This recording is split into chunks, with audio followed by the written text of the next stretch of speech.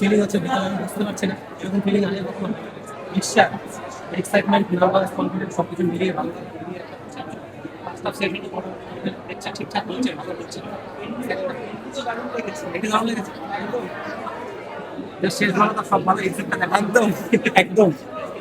এর থেকে ভালো খবর কোনো ডিরেক্টর বা প্রডিউসারের কাছে হতে পারে না। তো সেটার জন্য সব টিমটা এবং আমি টকবক করে ফুটছি, ভীষণ এক্সাইটেড, খুব ভালো লাগছে। এর আগে আমার যতগুলো ফিল্মের প্রিমিয়ারে এসেছি বা প্রিমিয়ার হয়েছে, এত তাড়াতাড়ি এরকম নিউজ আমি পাইনি। হয়তো পরে পেয়েছি যে সাকসেসফুল হচ্ছে, আসছে লোকজন। এত তাড়াতাড়ি এত সুন্দর রিয়াকশন পাবলিকের আমি আগে পাইনি, সেই জন্য ভীষণ হ্যাপি আমি। Just I am cherishing the moment. আমি মনে করবো আমরা ভীষণ লাকি, কারণ আজকালকার দিনে যে কোনো সিনেমা চালানোটা খুব ডিফিকাল্ট ব্যাপার। আর সেখানে আমরা সবাই নতুনই বলতে পারো, আমার তো এটা টেলিভিশন নয়, এটা আমার সিনেমা। তো সিনেমাতে আমিও নতুন, মৃন্ময়ও নতুন, আমাদের ডেবিউ এটা।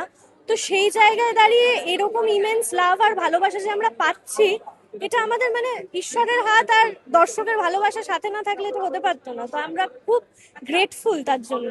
এটা একটা স্বপ্ন আমার ছোটবেলার। আমার যখন 3 বছর 4 বছর বয়স ছিল, আমি সবসময় কাভি খুশি কাভি গাম দেখতাম আর মনে করতাম আই এম পু আর কি।